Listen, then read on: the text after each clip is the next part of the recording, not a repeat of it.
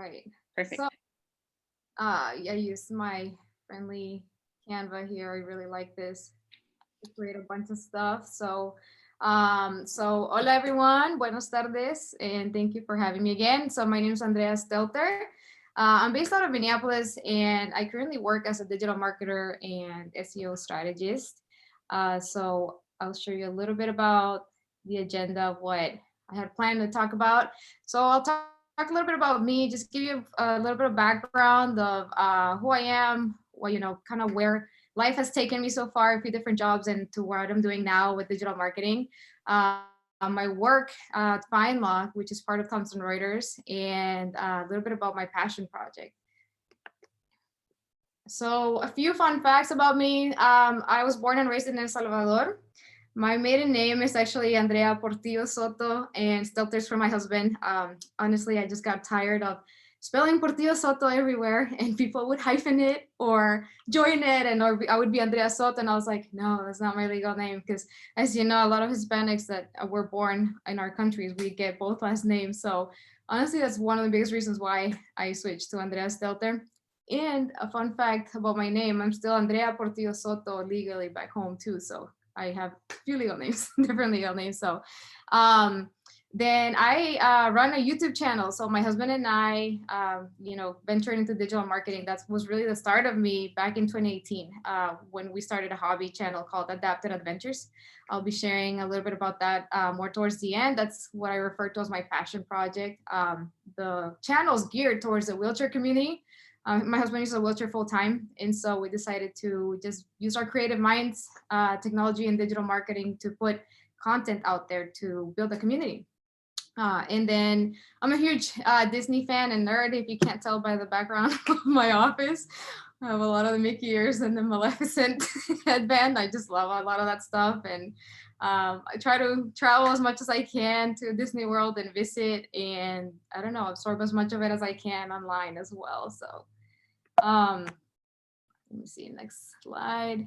So a little bit about how I ended up here, my past work experiences. So originally, my background is in healthcare. I was able to come to the US on a student visa and a Latino scholarship. I was super blessed to end in, undergrad at the University of Texas at Arlington. And I, loved science, and I've always been good at memorizing things. And I ended up finding this career called athletic training, which is part of orthopedics in sports medicine. So I ended up getting my undergrad degree and my master's degree in healthcare, thinking this is so much fun. It's kind of like a hybrid between physical therapy and nursing, and you get to work either in clinical settings or with sports teams.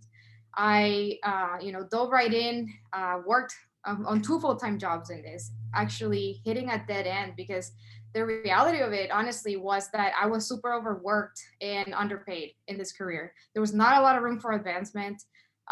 It was just not how they made it sound, in college, and I wasn't feeling fulfilled anymore. And I always had this side of the creative side of me where I wanted to do different things with, creating content. I would love taking pictures, and as soon as Instagram and Facebook were a thing, I was like, my God, it's so cool, right? Like, I want to see what I can do with this. So I also ventured a little bit into, in 2016, becoming a Spanish interpreter. So Spanish is my first language, and having the background in healthcare really helped introducing me to this career. And in here in Minnesota, you can get trained to be an interpreter and work as a contractor, or work for yourself. And so I've been able to do this job as a contractor in the medical setting, but also go to schools. So I basically interpret for people who, they have limited English proficiency, right? And just trying to test things out, right? Again, not a career where you have a lot of room for growth. It's kind of like you get paid for the job, and it's really awesome, really rewarding, but it still wasn't, what I was looking for, with the creative side of things. So then 2018 was when my husband and I decided to start that YouTube channel, and I'll share a little bit more about that website we've created and whatnot. And because I was, just obsessed with trying to create the best thing I could and optimize things, I was Googling, like, how to optimize a YouTube channel? How do I can make sure that people can find me? And after Googling so many things, learning a lot of tools, editing and whatnot, I bumped into this ad, about a digital marketing course. And it showed that it was going to teach me, PPC, social media, email marketing, and SEO. I took a leap of faith, paid for the course and dove right in. Again, with the mindset that I was going to use it to optimize my channel, right? And be able to learn how to build a website and all that.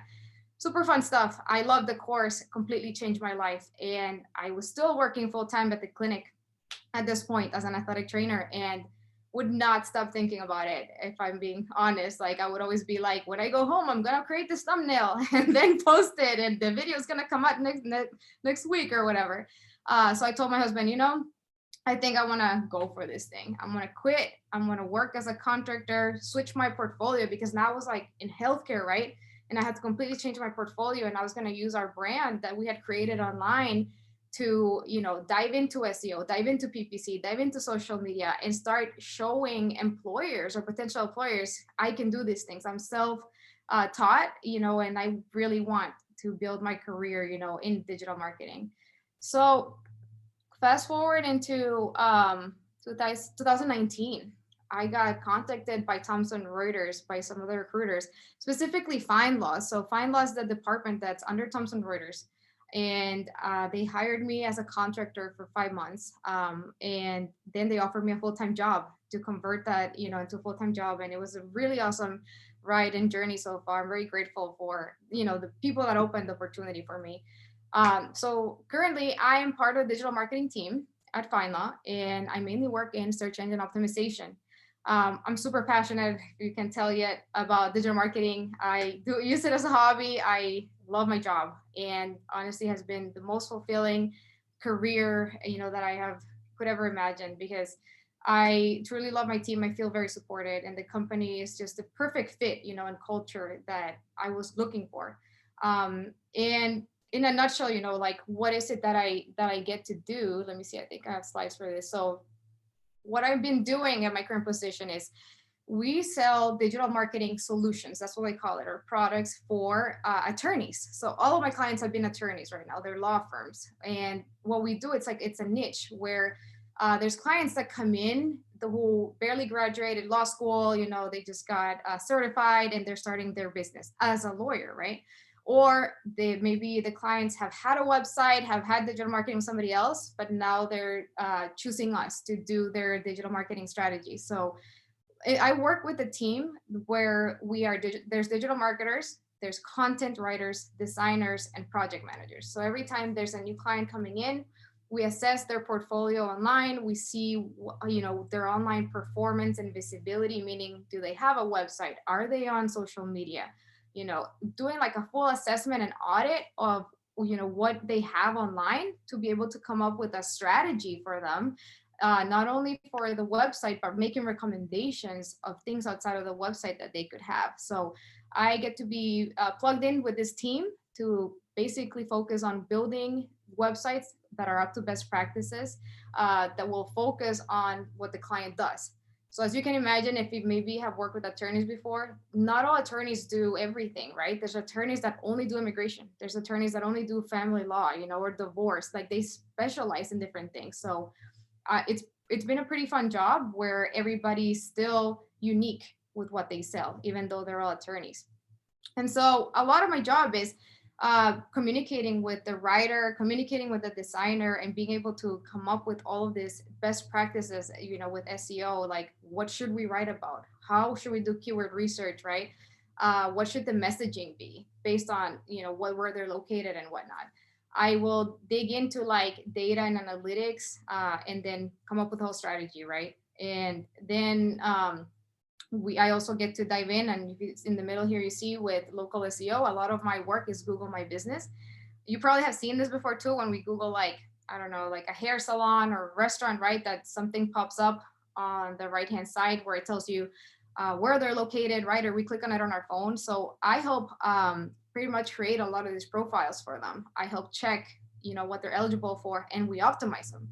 That's a local strategy for SEO that's so powerful for local businesses like law firms, right? Because it almost serves as a secondary website, because it gives you so much visibility. Because Google says, if you Google divorce attorney, in St. Paul, Minnesota, it will pop someone up, right? That's relevant, that has the most reviews. It doesn't matter if they're good or bad, right? But there's room for so much in that little piece, that my job is to set that up, optimize it, manage it, and give my clients strategies on how to make the most of it. So besides that, one of the biggest things I wanted to share with you today is that this year, our company started trying out bilingual websites as a pilot project. Funny story too, I'm the only Hispanic doing SEO in our department, and bilingual, and because they know that, they recognize it, and they wanted, for me to be plugged into this pilot project to help now do bilingual SEO, which is really SEO, you're right, in English, but what was really cool is that we were testing everything that we do natively in Spanish, meaning the writer I was working with natively wrote the content in Spanish. The designer didn't speak Spanish, but we communicate with them, arranging what we wanted to do with the different websites we created. And I was able to do keyword research in Spanish, because a lot of times, from a lot of the research that I did, translations don't always work well directly. So it also depends on the population. Like we work with a client in Houston where the majority of the Hispanic clients and descendants there are from Mexico. So obviously, as you know, the colloquial use of words can vary, as opposed to like how a Salvadorian might think of a law firm. So for example, in Central America, it's very common to say despacho for law firm. And so other people don't know the word despacho legal, right? So despacho legal could be used by someone, but other people say abogado, right? That's the most common term, or how do they search it, right? So I really had to do a lot of research on how are the, Spanish speaking population looking for these attorneys in Spanish, and try to gear our keyword research and our language appropriately, right, for each website.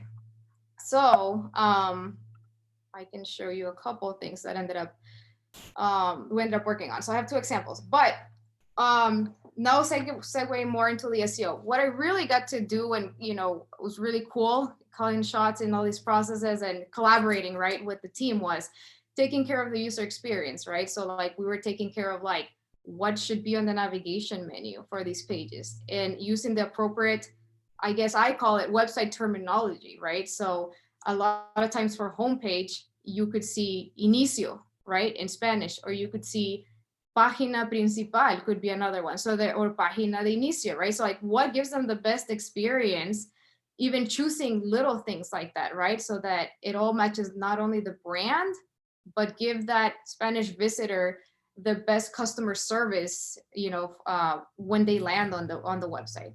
So it was a lot of that, a lot of the call to actions. I'll show you some examples right now about how we switched around a few of the buttons, and things like that. The language used for the form submission. So for when they're ready to contact that attorney, or when they want an initial consultation, right?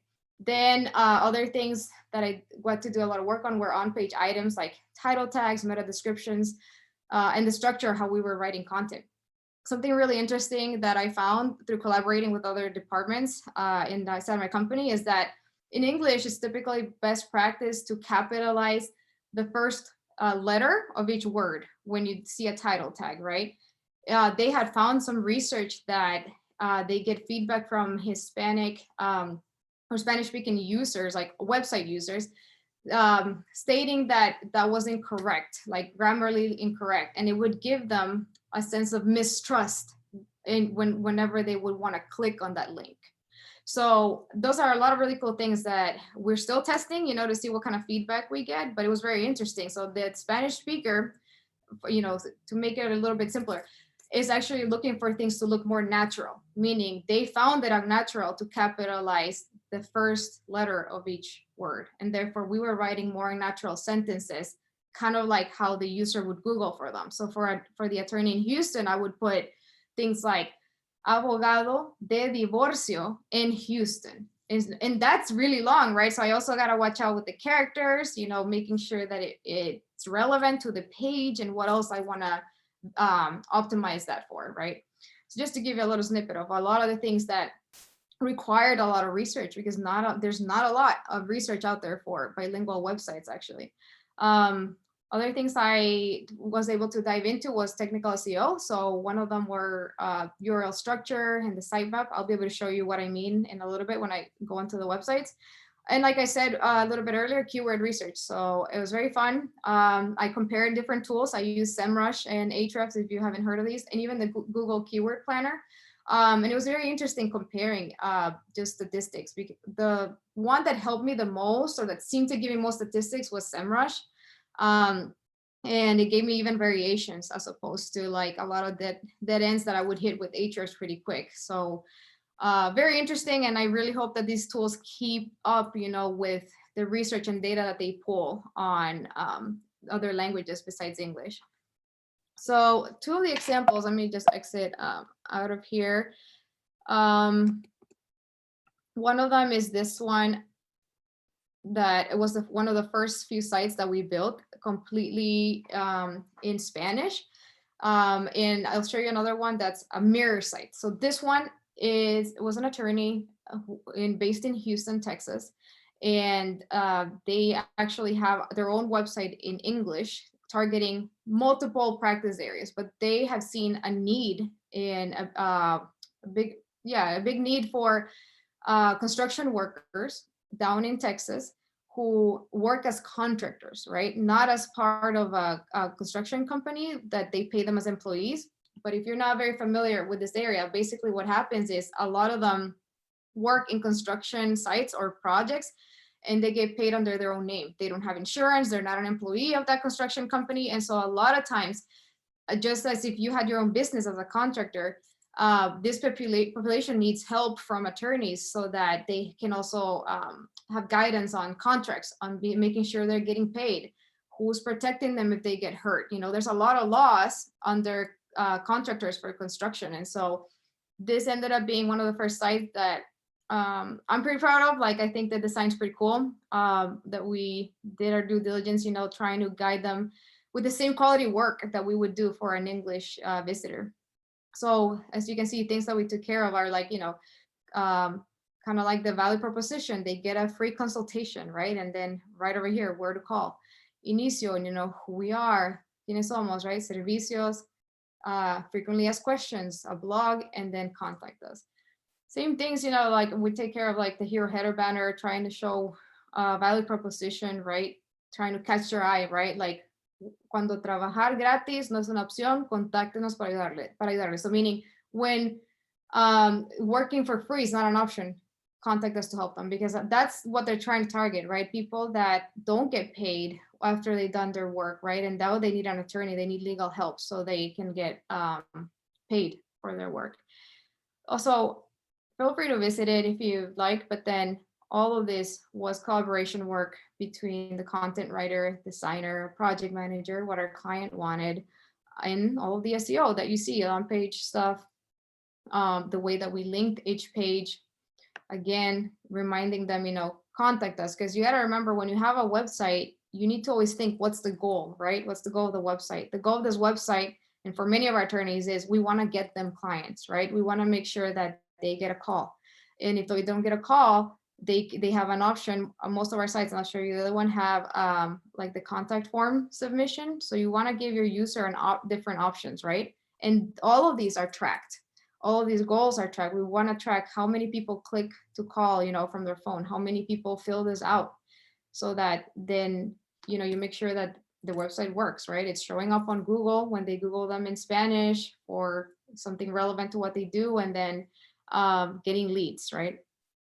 So that's one of the websites I wanted to show you. And then the other work that I was able to do is, we call them mirror sites. This one, it loads in English with the regular domain. And then when you click here in Espanol, it now fully loads a siloed mirror website under the same domain. And what I was talking about with the structure before is the homepage is now /es for Espanol. And so every single page after that will follow, or should be following, right, the same URL structure. So I clicked on servicios, preguntas frecuentes, right? And so the rest of the page loads next to that. This is important in SEO if you're not familiar with this kind of terminology, because it really helps the user when they look up where they landed, right? That they're still in the Spanish side of the page and under this specific page, right? But it also really helps Google.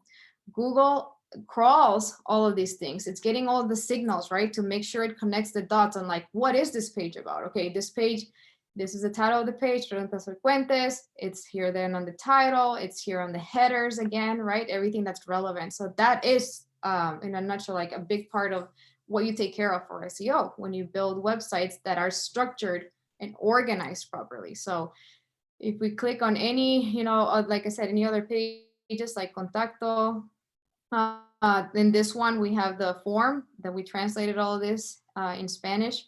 Then we put, links to leave reviews. In this case, the team, and we ended up choosing Revísanos. But here, as you can tell, this one says Evalúenos.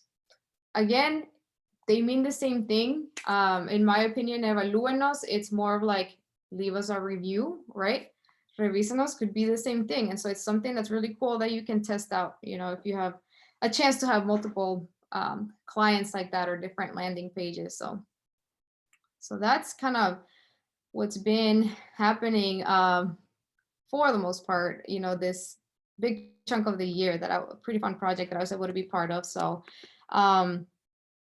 new fun things coming up. I actually have accepted this week a position still with Thomson Reuters to work as a digital marketing analyst. And I'm really excited about it because something that I wanted to share with all of you attending here is part of the thing that inspires me so much. It motivates me to stay in this field is that there's so much room for growth.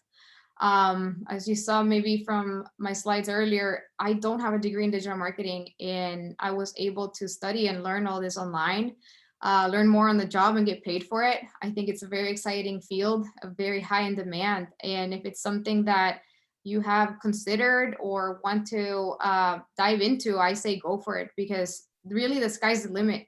And I'm really excited about this new position because I'm moving now from being able to build websites and work at the client level, which is each website that I get assigned, to now doing digital marketing and SEO at more of an enterprise level. So, Thomson Reuters has different websites from all the products that they promote, and someone has to do, SEO and digital marketing strategies to that part of the business. So I'm really excited that this team extended an offer. So I'll be able to learn a lot more because these websites are more giant, and I'll be able to help work with the team that develops products, and that strategizes on what we will be able to offer to the clients. So one of the really fun things I'm really excited about still being bilingual is that I'll be able to work still with their Hispanic products. They actually have abogado.com or abogado.com is like one of their products, part of Thomson Reuters. And I'll still be able to do SEO and be able to get plugged in with that team that's developing all of this work in Spanish. So again, if you're Latino and you don't have to speak Spanish, obviously, to get an opportunity in digital marketing, but if it's something that you're passionate about, that you're excited about, there is a lot out there, since there's a lot of us here in the US, that need, bilingual content, or that we consume bilingual content. So before I talk about passion project, I don't know, Karen, do you want to open up for questions right now, or do you want me to finish up showing this part? You can finish up showing that. Actually, right before you move to your passion project, somebody did ask earlier if you could share the name of the course you took. Oh, yeah. Yes. What is it? If you Google, I think it's called indemandcareer.com, Yeah. right? Yeah. So fun fact, like we met, Andrea and I met because we took the same digital marketing course to get into the industry. And it's cool because like now we've made it so far, and we can see that like that we all started from that same like marketing babies level of knowledge. And so now if you look it up, it's indemandcareer.com, I believe, or just type that into Google, and it'll show you this digital marketing like blueprint course. Mm-hmm. Yes. Yeah, it's really fun. Like what Karen said, like we were just talking earlier today about all the like jobs we've tried out, you know, and kind of like what we found we're passionate about within digital marketing and how we want to, at least for now, do life, right? And what kind of job setting we want to work in. So yeah, were there any more questions or? That was all for now. You can go in and talk about your passion project if you like. Okay. Yeah, so outside of FindLaw, you know, like I mentioned, part of what started my journey into digital marketing was that YouTube channel, and we called it Adapted Adventures. This is my husband Casey in the picture here. I have the website open, so I'll be able to show you. So a lot of what I've learned, both at FindLaw, outside, you know, I continue to study and I take a lot of courses online, or I consume a lot of content that's free, right, on YouTube about SEO and best practices, new industry trends. I also try to do that for my own projects. And one of the biggest ones that we worked on this year was actually launching our website, because everything that we were managing for Adapted Adventures before was mainly through YouTube and Instagram. And then now, because I know SEO and the power of having your own website, you know, for your own brand or business is huge. And so I don't want to neglect that part. And I want to show you what I've created, but just to tell you a little bit more about, you know, when you hear people like me saying, don't just run your business, you know, on Instagram or YouTube, don't just rely on social media. I would say that for any business, like even whether you have a very small business, and sure, you might have been successful getting clients on Facebook, right, or on Instagram. You got to remember that you don't own those accounts. Facebook does. And as you know, like there was that shutdown, right, that happened, like glitch that they had for hours. And a lot of businesses can lose a lot of money because, you know, nothing was loading, or they changed the algorithm, right? And you're always having to compete against that algorithm because you are part of interruption marketing at that point, you know, because you are trying to get on people's faces and promote. And yes, that's still a good strategy, and yes, I believe in it. I still do it for this brand. But you have to remember that it's not somebody that Googled for you or Googled a solution that they're trying to solve. That's why I love Google, you know, and SEO, or not just Google, but search engine, you know, so much, because people can go on Yahoo, on Bing, on Google. And when we type something that we're looking for, we all have a problem in mind, right? That we're trying to solve. And what you're trying to do with your website is be that relevant choice for them, right? You're trying to optimize so that they can find you, they can buy from you, they can contact you. That's a very strong potential buyer right there, because they have a problem they're trying to fix, right? You're not interrupting them with the ads, or you're not interrupting them with the, you know, organic posts, right? So that's why, you know, this time, now that I know more, now 2 years into digital marketing and SEO, we dove all in and you know, designed this awesome website. So I want to give a huge shout out to the designer. I'm gonna scroll here and you guys can visit that later. I work with somebody who's a designer and actually trained me in SEO. He's part of Image Digital Marketing. We designed this website on Webflow. So maybe some of you have heard about WordPress, right? Which is one of the leads in the industry. There's also Wix, Squarespace, all of these, right? But we created this one on Webflow. And the reason we did Webflow, just to give you an idea, right? My options were really Webflow or WordPress. I chose Webflow because one, the designer was really skilled in using it. It's visual coding, but then you still have to know a little bit of CSS and to be able to modify things. The thing that I liked about them is that they have really fast hosting, and we integrated a lot of things that I'll give you a quick tour about without having to download plugins. Like you can do everything right there. The platform is so powerful. And the reason why I don't want to use plugins and why I wanted to shy away from WordPress is that if you have maybe built your own website yourself, you might realize that you need plugins for a form submission, for, you know, like maybe modifying like a template even, right? Or for helping compress images and your site speed, you know, so it all adds up and it can slow your site down. And all of the plugins are third parties, right? And so a lot of times that you have to like update them, right? And if you don't update them, they break. Or if somebody gets hacked, you know, into that system, they break. And then they break your site. And so I really wanted to shy away from that and give this a try. So I'm all about testing, kind of like a marketer. And so I wanted to really test this out. I was sold on all this. And that's what we built it on. And it's all custom made. And what the website's really about is, my husband has used a wheelchair for 32 years. He was born with spina bifida and he had never been able to walk. And our channel was always geared towards creating how-to guides and just videos, using humor, but also educational resources on how we do life, really, even though he can't walk, because he is such a huge inspiration, and he doesn't let anything stop him. He's been able to go to college. He's played sports. We travel. He cooks because I hate cooking. I just do the cleaning and he cooks and runs errands. He drives, he is scuba master certified. Like he's always has found a way to do things. And I know that, spinal cord injuries range and abilities range, but the thing is that sometimes it almost takes just a little bit of creativity and pushing the boundaries to figure out what you can do. And that's what this whole brand is about. We want to put content out there that really inspires others to realizing that you can live a more independent life if you explore things, that you can live life to the fullest. Like, sure, maybe we haven't been able to climb a few castles in Italy, when we went, but some of them we did. Some of them, he chose to get out of his chair and climb up the stairs, sitting down, or somebody helped us carry him up, right?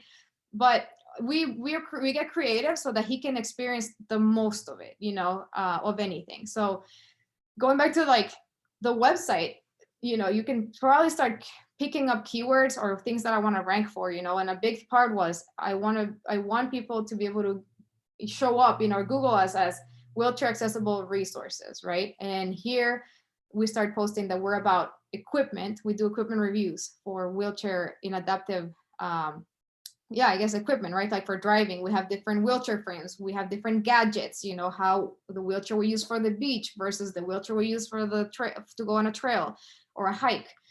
We talk about fitness because he lifts weights, he swims, he's played basketball, so like it's again a lot of the exposure he's gotten. We just want to share that too. And the traveling, and in general, just lifestyle, right? It's like a lifestyle blog. Few things that how I geared the site. The goal of the site is to be able to give people resources, again, away from social media, and give them value. Like one of the big ones is this free wheelchair resources. So what we're really doing is we've created this, I guess, ebooks, right, or guides that people can download. So a huge one that we started with is the beach wheelchair equipment guide.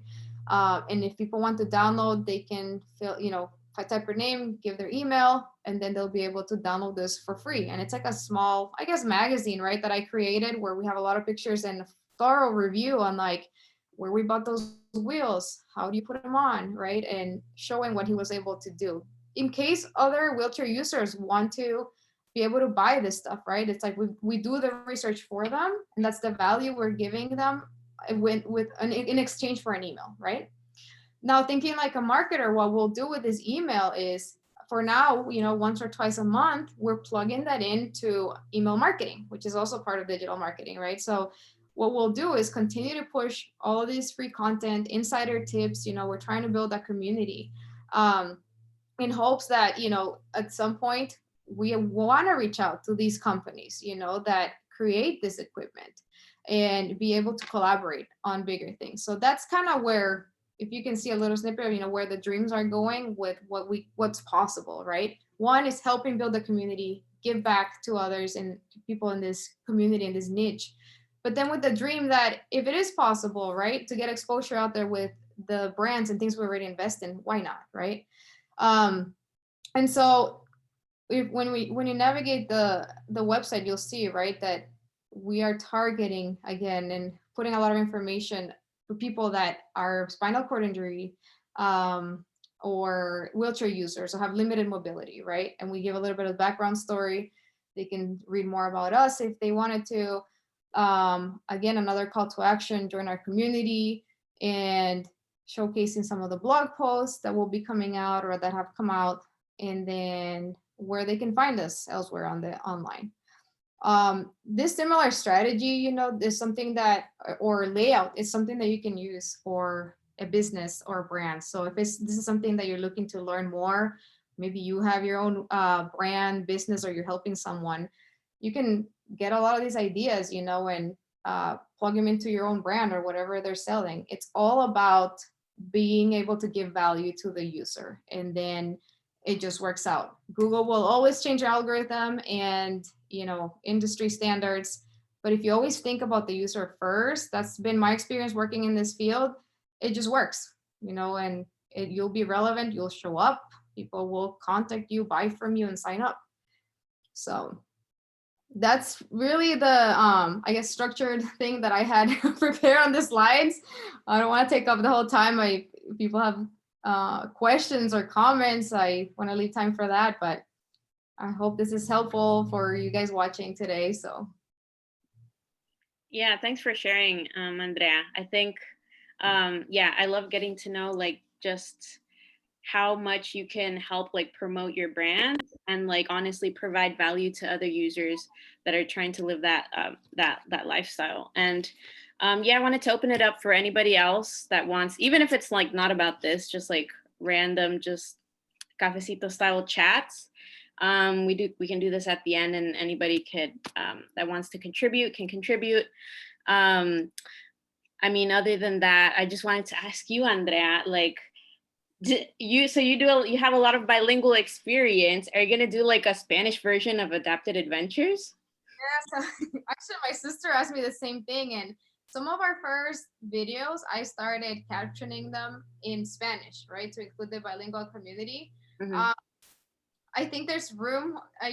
We've had you know, a lot of Spanish speaking, I guess, followers or subscribers that have messaged us after those, you know, that come up in Spanish. It is something that I'm considering heavily, yes, because of my background, and I want to not leave that community out. It's just a lot of work, but potentially, right, I could do the same strategy. So like the whole mirror site, and maybe even some work that I would honestly subcontract, just because it's going to be its own thing, away from the original creation, right, of the English content. So Right. something that I want to do, but my head spins because I'm like, oh my God, I need a Spanish translator and writer, because it's a lot. Well, I'm sure there's people here at Tequila, even, you know, that might know a little bit of Spanish that could help. That's really cool. That's really nice to learn.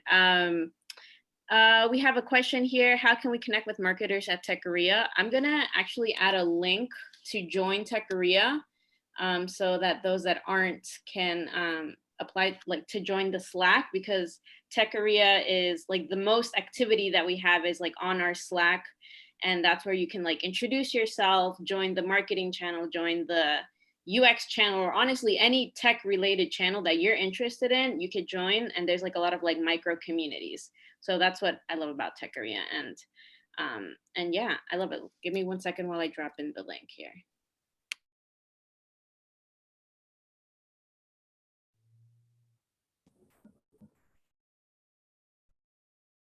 While you're doing that, Karen, I just wanted to chime in and say that was an amazing presentation, Andrea. Thank you so much. One thing that really resonated was the fact that you are the only Spanish-speaking and bilingual marketer on your team. And I feel like a lot of companies don't appreciate the value of that, because even if you didn't know any Spanish, you're obviously like a really like a go-getter, you're a marketer, you know all your terms. I was very impressed as a lifelong marketer myself.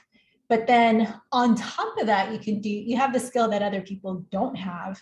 And I feel like often companies underestimate the value of that. I myself have been in that position where I used to work at Unilever. I was a brand manager for 7 years there. And there was a role that like other brand managers didn't want to go for, which was the Hispanic marketing manager role, because they saw it as not necessarily like as good as like being on like other teams. And it was like, and I had a director tell me like, don't ever let that stop you from going after that, because you have a skill that other people don't. You're like as qualified as everybody else, but more qualified because you know Spanish. And that's hugely important. And I did become the brand manager on that team.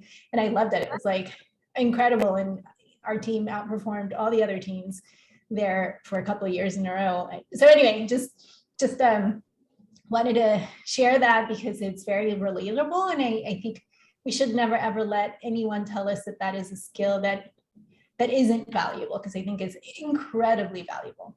Yes, I agree 100%. And now that you're saying that too, like that's another thing I would highly encourage anybody who's, maybe searching for a job or thinking, that they want to dive into, bilingual work, to really do a lot of research on the company that you want to work for. Because I was telling Karen earlier that I'm so grateful to be working with Thomson Reuters, because it's the first time working as a young adult, right, in a professional career where that's been celebrated. I am so grateful to work where I'm at, because they are a big company that they celebrate diversity, and they have seen the need slowly, and I'm just really glad they're waking up, seeing the need. And the need started with the PPC team, so the paid ads team, and they actually they promote and post jobs out there that are called bilingual Spanish English PPC strategist, or PPC coordinator, because there's a huge need to be able to advertise both in English and Spanish. And my friend, actually Diego, I think he's still online here, works in the PPC team at Thomson Reuters. And I think I've only seen both of us as the only Hispanics in the big department, but he's in the PPC team and I'm in SEO. And just this year, they started, testing out the Spanish bilingual sites. And I have brought it up to our managers and leadership, and they are heavily considering it and seeing the need. They have started hiring, actually, people who are Spanish speakers first, even, which is impressive. And they've announced it as something that they're very proud of. And I hope they continue that route, because now this Spanish pilot project opened their eyes, seeing that, sure, there's a need in the PPC side, building ads, but they also need it in other areas, right? So I'm really happy to be able to be part of this, and that there's hopefully more of us, right, coming, that we're no longer the minority or the exception. So absolutely. And I think another thing is, like, I found that it's easier to rank in Spanish too, because in English there's so much competition. Like, okay, yeah, even if there's like a small need, or like you see some kind of a need, and I think you should just go after it, because there's like no competition. Like the ROI that you get for building these pages and doing just a little bit of keyword research in the SEO world can get you really far, compared to, like, if you did that in the English market as well. For sure, I agree. And we did have some other question by Ron Quispe. Did you find it hard to target Latinos, mainly because there are different types of Latinos, like first gen, natural born, etc.? So did I find it hard because of their generation, basically? I think I'm understanding, right? Yeah, just backgrounds. Like, for example, even like, I think even comparing it to like my parents that immigrated here versus like, first generation, second generation that have more of that bilingual or Spanglish background. Yeah, no, that's a good question. What really ended up happening is that, like I was saying, the keyword research ended up being so interesting that I had to like brainstorm a lot with how to even plug in these keywords to get different variations. And so according to the tools, there weren't that many, like as like you get in English. So like I was saying before, there's so much research in like abogados, and then it would be abogados de, and then whatever practice area, right? Or some people would Google despacho or firma. At the end of the day, I honestly guided the strategy and the keyword research based on the volume of the highest volume, right, of what people were Googling for and what the tool gave me, versus generational, because our thought process was, okay, it needs to either be fully in English, because somebody will Google for the attorney in English and the services, or it needs to be fully in Spanish, because a Spanish speaker will Google it fully in Spanish, right? So we didn't test Spanglish, and we wrote it in a very casual, not super high level, like formal Spanish, but it's written at a very, like, what do they typically say, like 5th through 8th grader Spanish level, right? Because I'm not even that complicated of a Google searcher myself, right? Like you put in things that like you think of them in your brain. So that's kind of how our keyword strategy and content was guided. Less generational, more of like volume, and then making it less informal, right? Love it. Yeah, we also got another question.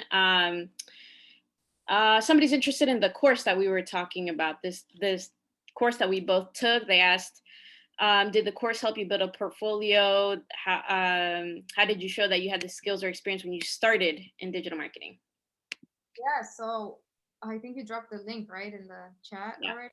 Okay, so the course basically teaches you like the 4 pillars of digital marketing, and then helps you segue into like, okay, now, because you build your own experience at the end. You start building your own website, and then they start guiding you and telling you you can now try to freelance, or with your own experience that you've built, try to apply for an entry-level job. And so in my case personally, because I had such a strong background in healthcare, right? I even went for a master's degree for all of this. I thought it was a better route to build my own website, right, and my own experience. And then I got a client, a freelance client for 8 months. I found a local business. I just told my friends and anybody that I knew that I was doing digital marketing and needed experience. I charged very, very cheap, just because I needed the experience, but I wanted to get paid some for it.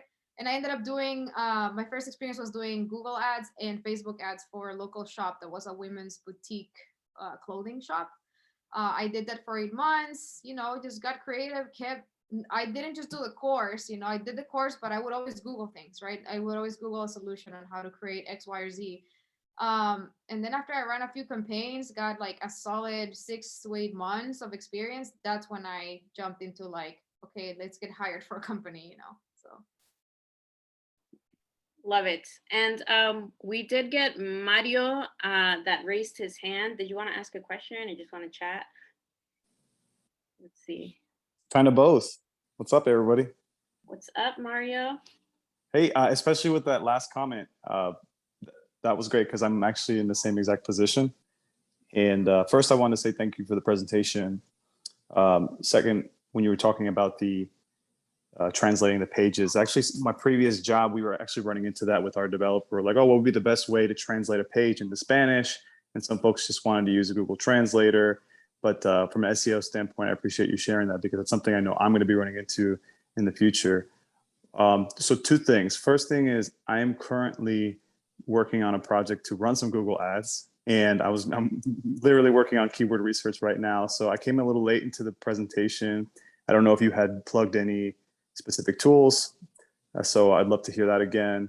And then 2, you did mention something about PPC and Thomas Reuters. And if there's anyone I can connect with, or if there's like a job posting, I'd love to hear about it because I'm in the same position. I'm currently doing freelance and I'd like to find a place where I could do ads full-time, kind of like an entry level. I'm a career transitioner.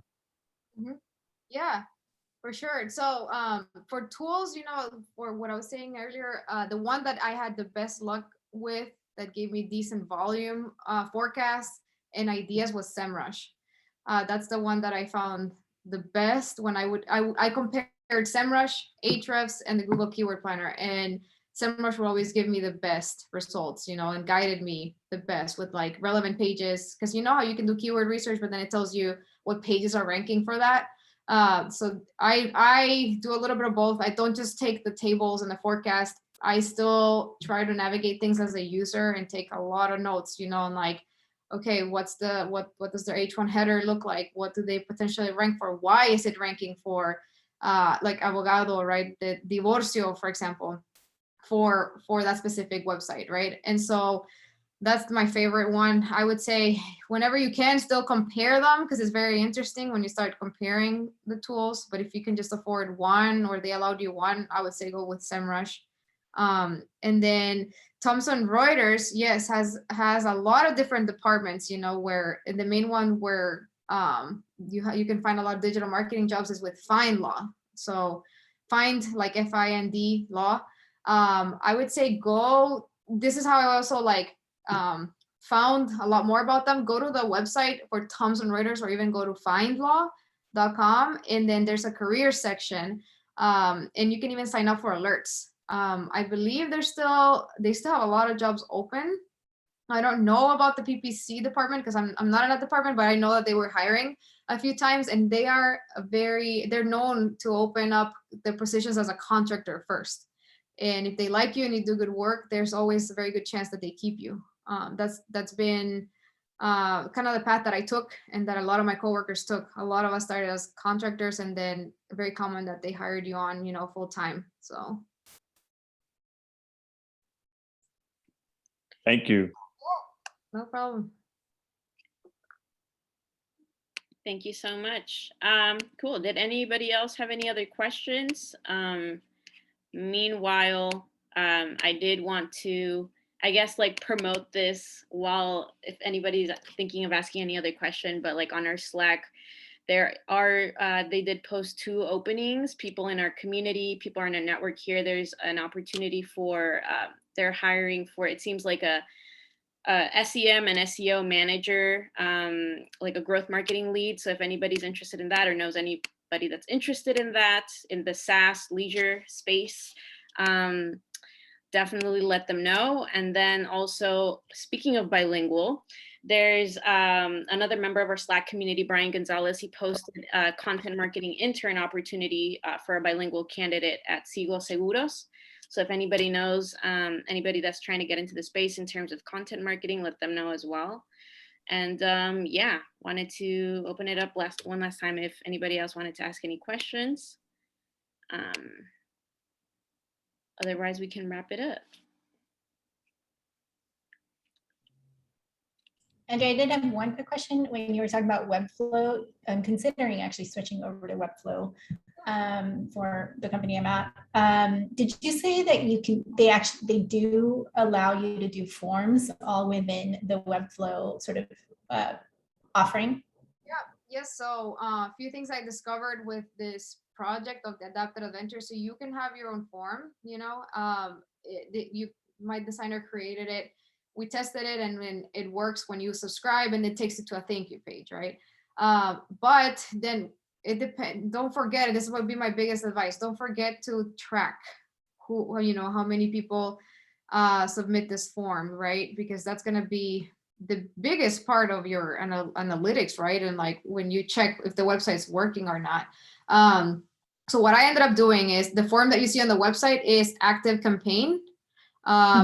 And so I grabbed a code after I created the form on active campaign. I grabbed the code and plugged it into Webflow. Like once you have your site up, there's like tabs on how you integrate all this stuff. And there's one right there about forms or email marketing. And then you just plug in that code and it's tracking. So basically it seems like it's embedded. So it seems seamless, right? But it is actually active campaign, what I'm using. Okay. So every time you get a form fill, it goes to active campaign because of that embed. Yep. It goes to, you can try it out on the website to see what I mean if you wanted to, but you put your name, you put your email, and you click subscribe. It takes you to a thank you page. Please check your email, right? That thank you page is huge, and a lot of people get this wrong. A lot of businesses don't track that inside Google Analytics, because basically what you're trying to track is a goal, like saying anytime somebody submits and hits a thank you page, it's basically a trigger, right? That keeps getting added up on how many people added the form. A lot of people don't even create a thank you page. And they just get the email, right? And you can lose a lot of really valuable data. Does that make sense? Got it. In addition to obviously getting the email submitted to active campaign, so you can trigger like a automated email if you wanted to. You then are saying embed the code on the thank you page. Yeah, track the page. And if you use email marketing, what I'm saying is in Webflow you can use a form and forget about email marketing if you wanted to do something separate. But mine is plugged with an email marketing tool, which is active. Okay. And then I'm tracking the email plus, the thank you page that's on my website. If you have more questions about it, we can connect on LinkedIn and I can explain. So it's kind of complicated, but I learned a lot because I'm not in email marketing. So yeah. No, thank you.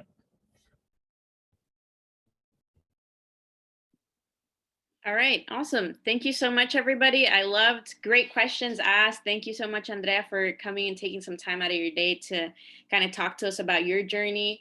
My LinkedIn is on the chat. If anybody wants to join Tequila, you can just connect with me on LinkedIn and I'll send you the link later. Thank you so much. And yeah, I don't know if you had any other closing words. Me? No, I was gonna actually just plug in my my LinkedIn on the chat as well if people want to connect. I would love to connect with more Latinos, in the space, or even if you want to stay in touch and shoot me a message, about anything SEO or website building, or if you needed connections, on like someone you to trust for your social media or website, like that's how I've actually been able to work with some of the best people. I always reach out to Karen too if I'm like, do you know anything about this tool? Anything like that. It's just one of my favorite ways to connecting, because I know if she's tested it, I highly encourage to test things too that she's done. So Yeah. feel free to connect. And thank you, for everybody that stayed. I hope this was helpful for you. So It definitely was. All right. Thank you so much, everybody. Have a good rest of your day. bye. Thank you.